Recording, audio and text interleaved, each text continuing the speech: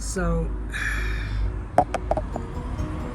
this is our oil sump for the Qashqai, and as you can see there's quite some heavy evidence of oil leaking from the oil sump. Well, that's just dripping at the minute because I have taken the plug off to change the oil, and yeah, that will need a new seal because that is definitely leaking, and obviously that is not even near 4 liters of oil, so, or 4.5 liters of oil that is recommended for this 2-liter petrol. That filter will have to come out. We got a brand new one to replace it, but meanwhile I took all the bolts off to replace this gasket, and guess what, it's not a hard gasket, it's a silicone gasket, so this will be a bit of a challenge. Shouldn't be too hard, but yeah, you definitely can see that there, that's heavy leaking, because that there, don't mind that, that is from our shaft, that will be need cleaning, but that there is definitely leaking from our sump. So let's get to it.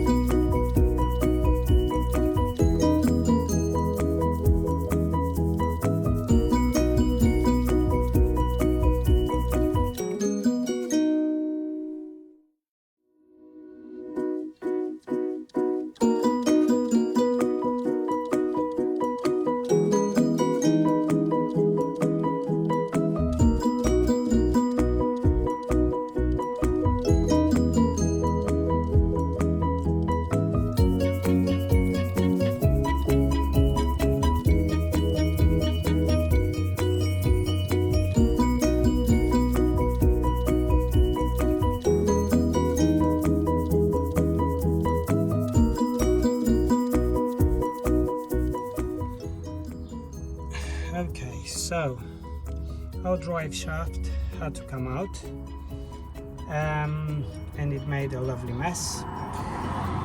That in there wasn't grease anymore, so it wasn't solid like so, it was completely liquid, made a mess there.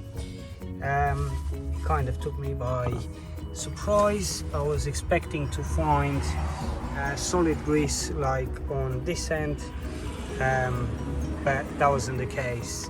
So I've changed off camera the CV boot joint, rubber joint, okay, so it's just a cover, and obviously this was probably changed recently.